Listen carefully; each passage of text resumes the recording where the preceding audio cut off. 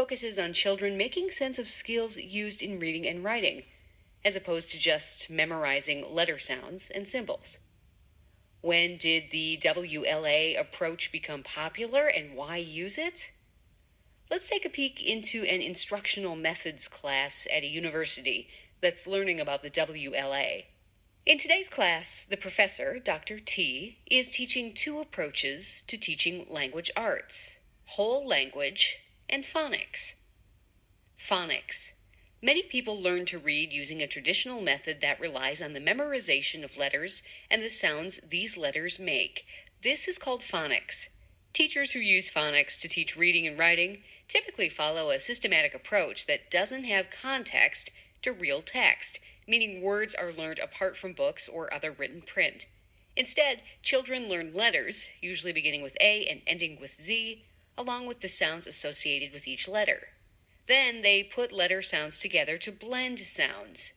You were likely told to sound a word out as a young reader. Your teacher or parent meant to use your understanding of phonics to decode a word. Whole language. The whole language approach to reading instruction focuses on children making important connections between reading and real life. Instead of phonics instruction, the WLA teaches children to memorize words. Teachers rely heavily on a sight word vocabulary, an increasingly complex list of words that children memorize, both in and out of context. The WLA uses simple readers to give children practice reading their sight words, believing fluency will be built and strengthened with real-life reading practice. It stresses the importance of children learning and making sense of their emerging reading and language skills in relation to other words, not by letter-sound use. Dr. T goes on to explain that the WLA doesn't have one solid source. It evolved as several different combinations of thought.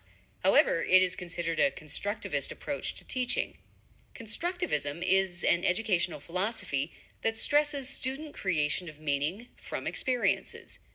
In other words, constructivists believe children will naturally construct their own understanding of learning, including reading and writing, from their involvement and interaction with it. Constructivists don't think children learn best by breaking learning down into small parts, as phonics does. They believe each student brings individual experience to the classroom to help make sense of their learning. This cognitive approach to learning is based on Jean Piaget's theory of making connections. Piaget was an early educational psychologist who taught a few important aspects used in the WLA. First, children adapt to their changing world by making sense of their experiences. These experiences are assimilated, or taken in as new information, and fitted with what is already known. Experiences can also be accommodated.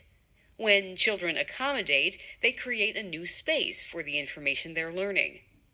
Dr. T ends today's lesson with a reminder that neither approach is right or wrong. Educators, parents, and policymakers need to explore each of them and conduct research on both before forming opinions. So, what does WLA mean in the classroom? Parents and those who are not in the education fields can be confused and a little worried if children come home using the WLA approach.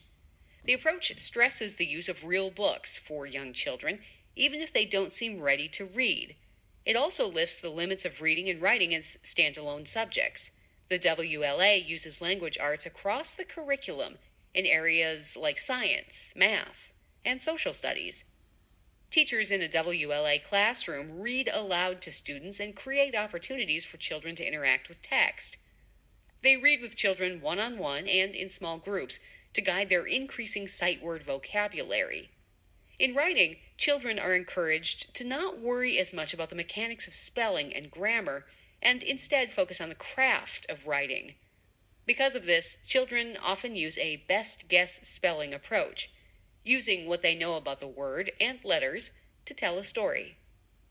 Today's classrooms see a good blend of phonics and the WLA. Teachers have learned to adapt their teaching using both philosophies, providing phonics as a base instruction and letting children construct meaning and increase sight words using quality texts.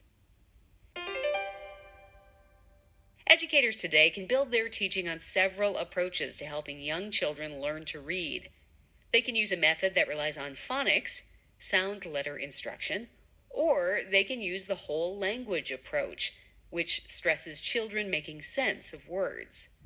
The WLA teaches children to learn whole words and use them in context by introducing even very young readers to books for practice. The WLA has roots in constructivism, a theory that states that children adapt to new situations by making sense of their experiences.